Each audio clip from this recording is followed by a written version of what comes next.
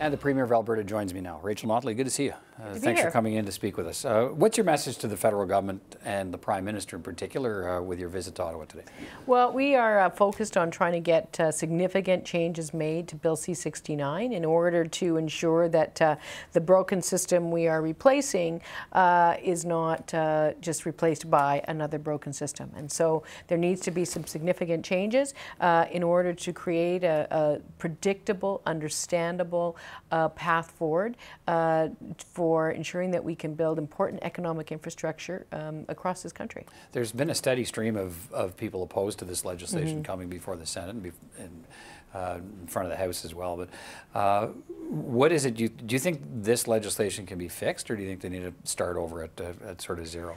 I think that it can be fixed. We came in with a package of amendments, and they're quite aligned with the package of amendments that have already come from industry. And I think that there's a growing consensus that the best way forward here is to fix this legislation along the lines of what we've been saying and what many others have been saying. We need to understand that the system is already broken. The legislation that was brought in by the previous federal government. You acknowledge what's there now isn't working. It's not working either. So if we just walk away from what's happening here, we're going to be left with the mess that also failed to get pipelines as well as other things built in time. So we need to improve what's there, and so we're here to talk about how to do that. What are the key things you want? What can be done? Well, we need to improve clarity with respect to a number of the criteria that are in place. We need to make sure that the project list is well defined and exclusions to the project list are well defined. We need to make sure that downstream emissions are very definitively excluded from consideration. We'd like to see Alberta's Climate Leadership Plan considered as a means of again excluding the need for oversight on upstream emissions for projects, and we'd like greater clarity in terms of the jurisdictional lines between the provincial government and the federal government, and greater clarity on timelines so that we know that if the minister needs to stop the clock for reasons of good policy, that is still done within an overall limited time period. So it kind of fetters the discretion a little bit there so that it doesn't go on endlessly. Okay, let's talk about jurisdiction. Should the federal government have any role in the assessment process in your province? Well, I mean, there's certain, obviously there are some projects that legitimately do overlap into the federal government's area of responsibility, but we want to make sure that where that happens, that the overlap is limited and the scope is limited, and that we don't, and the problem right now with C-69 is that the way it's written, one could interpret certain elements of it to bring them into practically every project, and that is absolutely not the best case. That's just going to create duplication and delay. And then we're going to continue with what we're seeing already, which is investors are saying, we have no idea what this is going to look like, so we are not playing right now. Okay, what's the I think you talked about that today. What's the contradiction you see in a federal government buying a pipeline for $4.5 billion and then saying it wants to develop a better assessment project for a process for energy projects? Well, you know, the Trans Mountain Pipeline is absolutely in the national interest, and so when we saw other jurisdictions, particularly the BC government, starting to, you know, I would argue intentionally create the kind of uncertainty that scared away private sector investors, it was a good thing that the federal government stepped in and bought it, because it is absolutely in the national interest.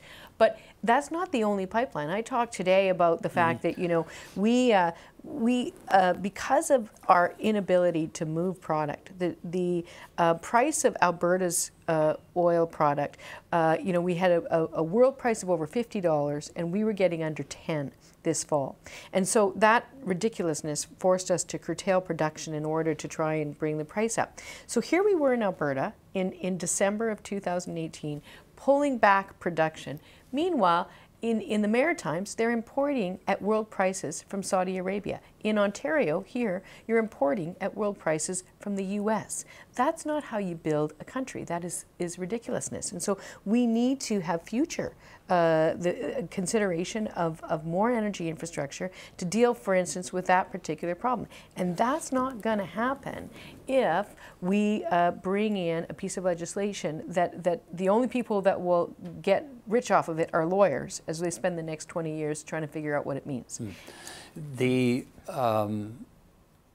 as this debate continues, give me a sense of how you think it's affecting the whole issue of national unity. And when you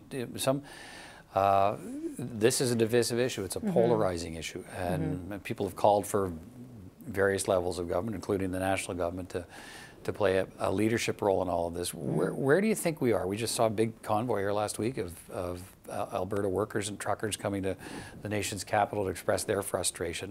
What do you think's happening?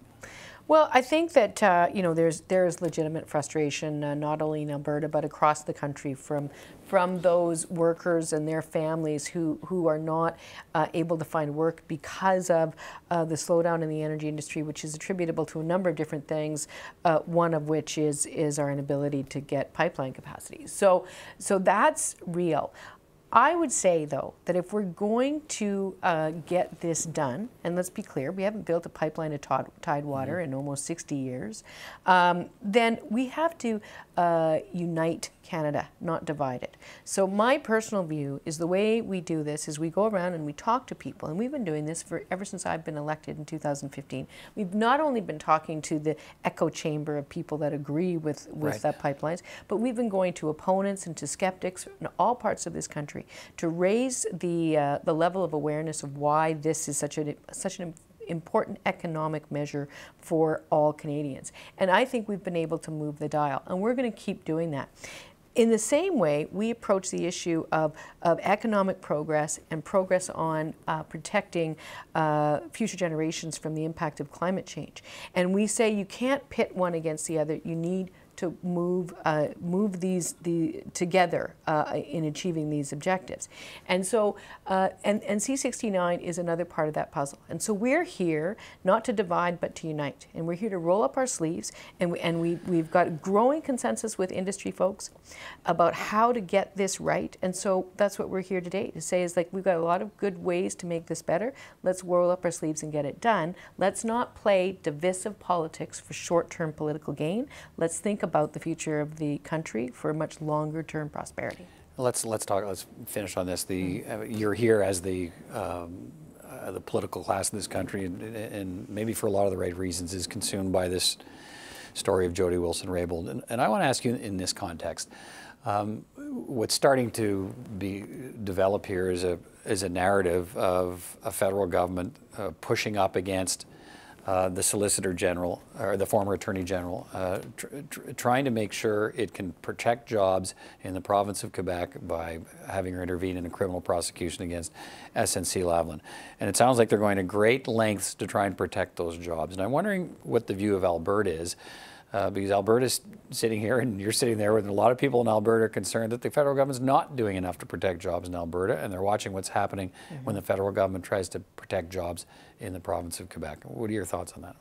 Well, again, I don't want to pit the two against each other. I think that the 10,000 or so people who work for SNC-Lavalin, whether it's in Quebec or in the other parts of the country where they live, that they care as much about their jobs as the 260,000 people across this country who work in the energy industry. And overall, what we need to do is understand that we can't move forward on things if we treat people's livelihoods as collateral damage. So from the perspective of law and standing up for good law, that's why we're here. We're saying C69 stands to be an impediment to preserving or growing those 270,000 jobs. And you want to talk about law? Let's get that right. Because whether you're pushing against the law, whether you're doing whatever you're doing with respect to the law, clarity is a fundamental component of ensuring that you don't spend, as I say, many, many years litigating what the law means. And so we're here today to say, let's pass a clear law that allows for proponents to move forward in a timely and responsible way to get major infrastructure done that will support hundreds of thousands of Canadian jobs. But you've said in the past that Ottawa just doesn't get it with the challenge you're facing out there, and, and you look at the push to save jobs in Quebec. Do you wish they would be doing? Are you convinced they're doing everything they can to make sure jobs are protected in Alberta? I would absolutely say that given the amount of focus that obviously went into the SNC-Lavalin thing, that they must clearly, and I'm going to hold them to it, to in a above board way engage in the authority that they actually definitely have to fix C-69 so that we can protect the jobs that it impacts. And I think that if they turn their attention to that, that would be a very good use of their resources and their time, because Western Canada and the energy industry is a fundamentally important part of Canada's economy. Okay, Alberta Premier Rachel Notley, great to talk to you. Thanks for coming by. Thank you.